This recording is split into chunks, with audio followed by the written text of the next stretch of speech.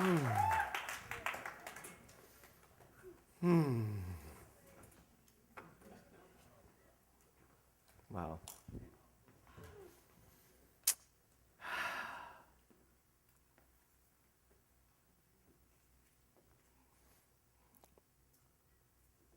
Just give me a second. Every time he sings that, I just kind of lose it inside. So, the title of my talk today is What's Behind the Stone? Behind the Stone. So, I couldn't help but think when this song was picked that it was a perfect song for what Jesus might have sang behind the stone.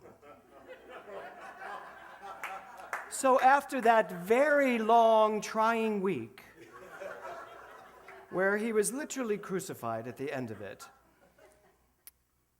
he rose from the dead.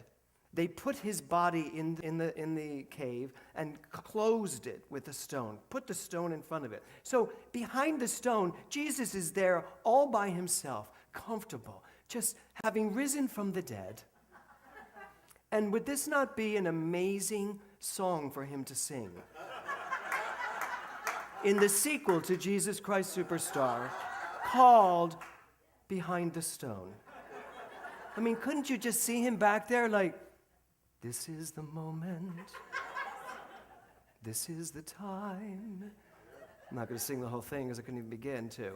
So now, for somebody like me, who has played Jesus in Jesus Christ Superstar twice, I have to tell you that I've spent a lot of time in the body of Jesus and thinking to myself, what would Jesus think? And it's not because of those rubber band things. What would Jesus think? But I really did, as an actor. I wanted to embody Jesus. I wanted to know, what did Jesus think? What was that like? Now, truthfully, Jesus Christ Superstar, unfortunately, takes you just to the very end. He's on the cross, and it's that last moment of torture, and that's the end of the musical. They try to make it look like they do the resurrection at the curtain call, but that's not really what happens. Because you run backstage with all that blood, they put you in a white suit, and you come running out, hi, I'm alive.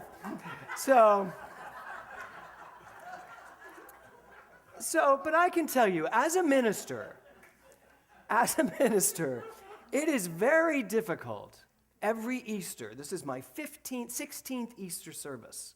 It is very difficult every Easter to walk that narrow tightrope between Judaism and Christianity. It really is, and I spent many years trying to really find the perfect balance between Passover and the resurrection and Easter Sunday. But I got to tell you something. Now, based on who I am and where I've come to in my ministry, I am rock solid. I do not need a tightrope because I get it now. Judaism, Christianity, same thing. We are finally learning, that these messages, whether they are real, whether you believe the story in the Bible, whether you believe it as just a metaphor, no matter what you believe, the message behind it is really what's important. The rest of it, who cares? So if Jesus was back there singing, "This is my moment, my final test, destiny beckoned, I never reckoned second best." I have to tell you, just think for a moment. What would it be like if everybody you knew turned against you? So much so that they saw you as a threat. And then they just started to literally pummel you and finally put you to death. Do you think your next sentence when you came to would be, "I love all of them. I forgive everyone. No one knows what they're doing. They don't get this whole thing called life. They don't get it. So I love everyone. I have no more to forgive. Everything is forgiven." I don't know that that would be my very next thought. I might get to it eventually, 40 or 50 years later, after a lot of therapy, but I don't think that would be my next thought. And yet, that was what we believe Jesus' next thought was. Now, here's the thing. When I was a beginning minister, I used to have a real kind of a cynical idea of the Bible. and a cynical idea of the teachings that I grew up with. How many Catholics, how many people grew up Catholic again? Not a lot in this room. Interesting. How many grew up Catholic or Christian? Okay, that's a lot more. So I used to look at all those miracles, and I would think to myself, come on, really? First, let's start with the virgin birth. Really? I'm not going there today, though. So let's look at the one miracle I'll start with, which is the miracle of when Jesus walked on water. Now, first of all, we know that the apostles drank a lot of wine. Yes? Jesus drank a lot of red wine. I have been known to drink a lot of red wine. In fact, just last night at our Seder. But I'll get to that later. So let's just picture this. They're out in a boat in the water. It's late at night. They've all had their wine. They've all talked about life and love and how the world was unfolding perfectly, because they knew that back then. And they're floating around on this boat, and all the apostles have fallen asleep. And the boat's kind of drifting, and it's sort of like drifting ashore. And Jesus stays awake because, of course, he's the overseer, he's the oversoul. And he looks at them all, and he's always knowing their highest and best. And he thinks to himself, I could use a little refreshing in my feet. So he steps out because he recognizes they're in low tide, and he just steps out of the water, and he's just kind of freshening his feet. And one of the apostles wakes up and goes, oh my God, Jesus is walking on water. And that becomes the story. And so for years and years and years, it just made sense to me that it was low tide, Jesus was walking on water, and the apostles were drunk. That's how I made rational sense out of that miracle. I don't do that anymore, because now I actually leave room that it's very possible Jesus walked on water. Why not? Because I understand things a little differently now. I understand that there's way more to know than just this physical world we live in. And then we look at the many miracles. Let's look at the miracle of the loaves and the fishes. So Jesus is on a mountain, and everybody comes to hear him speak. So everybody comes, and he wants to feed them, but there's only one basket of food. Now, when he's done feeding them, there are a lot of baskets left. Yes? Anybody know that number? How many baskets were left? Like none of us know. Good. So there were a lot of baskets left at the end of this. So here's my take on this. Jesus, who is so full of love, who walks in the consciousness of giving and loving and understanding our oneness. Jesus passes the first basket to Barbara Shane and asks her to pass this everywhere, because he had a Barbara Shane too that did everything he needed her to do.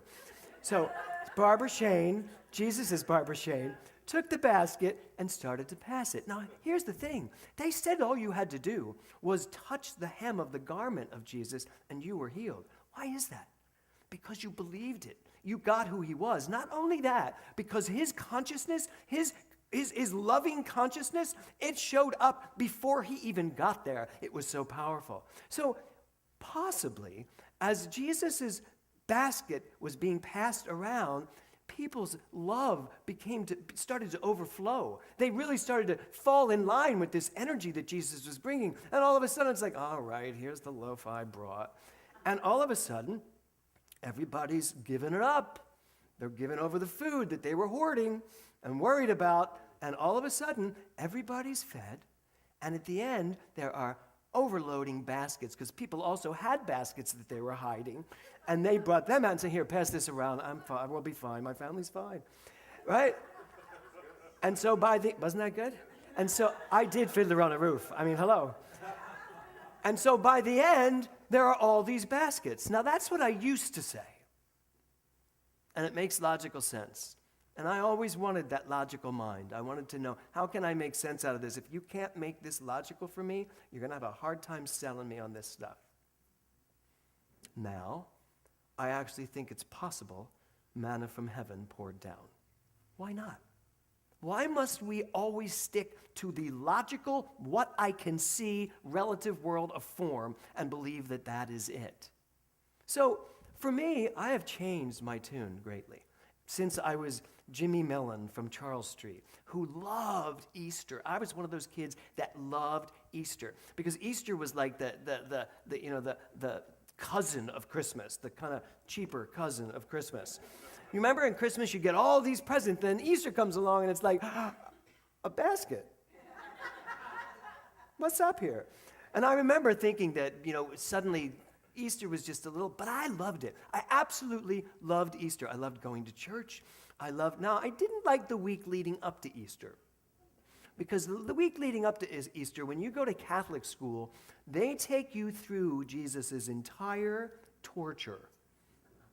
Every day you're in Mass, going through that whole torture. And on Good Friday, you have the lovely gift of sitting through the Stations of the Cross in my church being enacted out for you. And it was scary.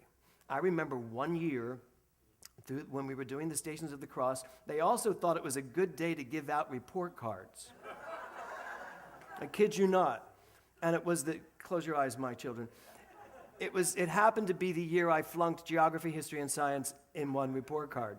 So I had this little booklet on me with 3 red Fs, and I'm sitting there watching the Stations of the Cross thinking he had it easy.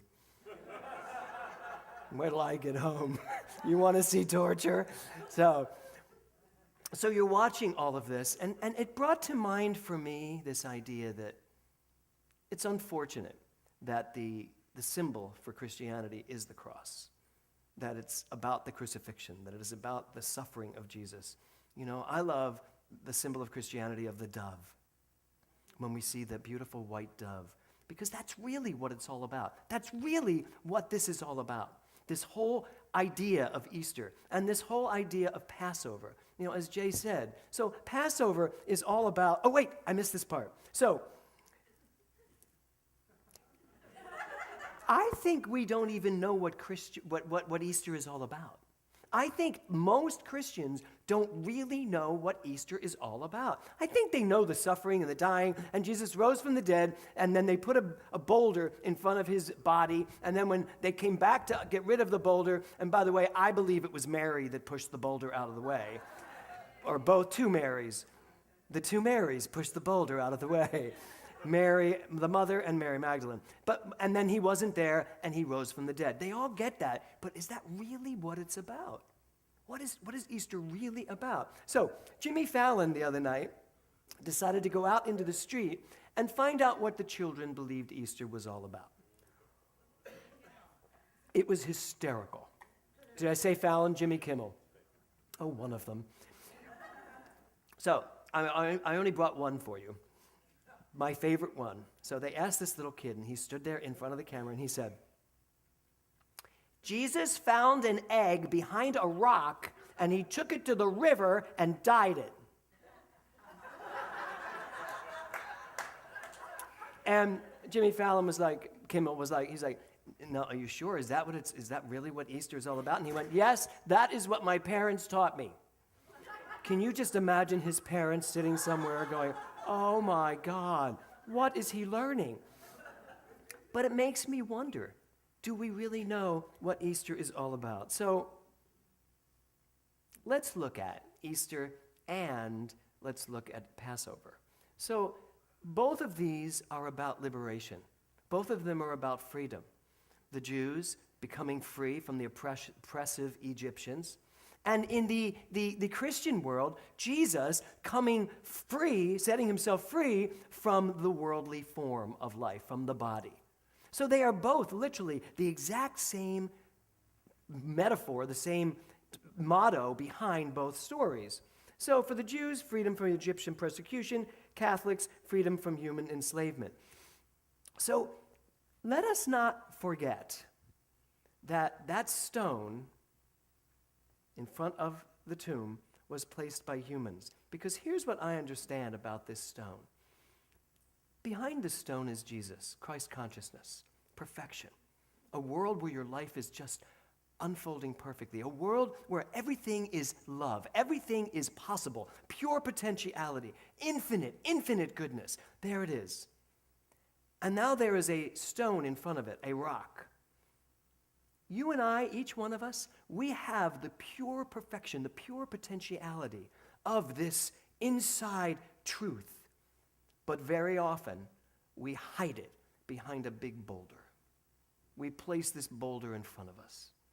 It's whatever you want to call your boulder. It's lack, it's limitation, it's disease, whatever it is, fears. All the core beliefs we use to literally block the truth of who and what we are. That's what Jesus came to teach us. Jesus came to teach us that inside each and every one of us is this perfect, brilliant, positive, successful, prosperous being. What did he say? I and the Father are one. He said, it is done unto you as you believe. He didn't say it's done unto you as you maybe hope someday it might happen. Too many words. He said, it is done unto you as you believe. So, what's your boulder? What rock do you have literally standing in front of the life you want to live? Ernest Holmes said this: Easter does not represent that dead men live again, but that living man never dies. It wasn't about, the story wasn't about Jesus coming back to life. It wasn't about you die, but then you get to come back to life again, depending on how good you've lived your life. That's not it. The story is really about there's no such thing as death. You do not die. The body may fall apart, the body may go away, but you never die. You are infinite in scope. That's what he came here to teach us. That's what he came here to show us. Ernest Holmes goes on to say, Jesus revealed himself to his followers after his resurrection to show them that death is but a passing to a sphere of higher life and action. The Christ triumphs over death and the grave, breaking through the tomb of human limitation into the dawn of eternal expansion. The Christ rises from the ashes of human hopes, pointing the way to a greater realization of life. So what's your boulder? What is it that stands between you and living the truth of who you are? What is it that literally stands between all the things you want to do, be, and experience in life and do, being, and experiencing them? Both of these stories are about radical change. It was very interesting. I was reading Ernest Holmes on Easter and about what he wrote about this. And one of the things he said that I've missed all these years was that Easter is about radical change. And I had to laugh because what is our theme of the month? Change it up. Up, unlimited passion, the passion of Christ. Change it up. I think what we need to change up is we need to get rid of the rock. How many of you want to get rid of your rock? Do you know how to do that? Do you know how to do that? It's very, Eric Bork's like, nope.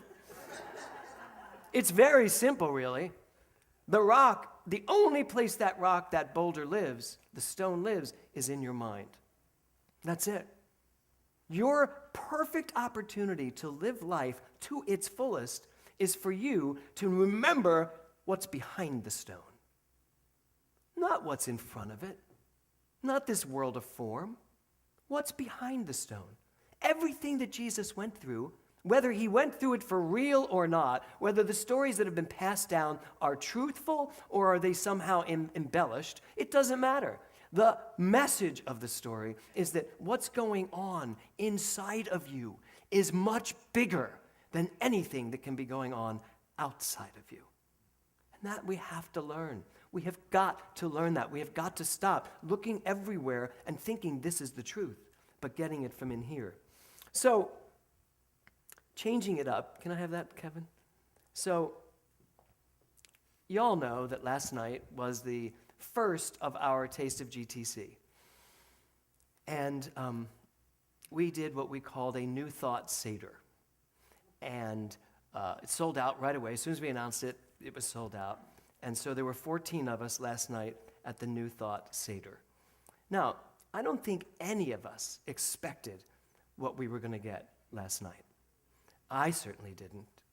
Did you guys? No. So we showed up, and I thought, oh, this is going to be a fun time. Al and Marcy, they're Jewish. They know what they're doing. So they'll just lead us through this Seder. It'll be a lot of fun. But it's a New Thought Seder. And so Al Welland, this makes me very emotional. wrote a 20-page written document called the New Thought Seder. And he took all that he knows, and since he is the executive director of this entire temple, he took everything he knows about being Jewish and everything he knows about being a religious scientist and put them together into a night that literally began with me having a lump in my throat and ended to the point of tears. It was so absolutely beautiful. One of the greatest things a minister can have, a teacher can have, is to watch a student go from here to here. And I got to tell you, Al Welland came to this church because a friend of his niece was singing. So he came to hear somebody sing, not to hear me talk. He had to hear me talk to get to hear her sing. That's how we do it. So, you want to hear Kevin? You got to hear me. So he came to hear Alex sing, Alex Nussey, and never left. Took class after class, became the director of operations here. Now Marcy, his wife, is the director of operations here. And when he wrote this, and when we did this last night, it was really shocking to me to know how much of this teaching has been assimilated into this booklet, which we will publish so that people can do this every year. It is so beautiful. But what I really got, and first of all, I just want to really shout out. So Al, would you just stand and take a nice applause?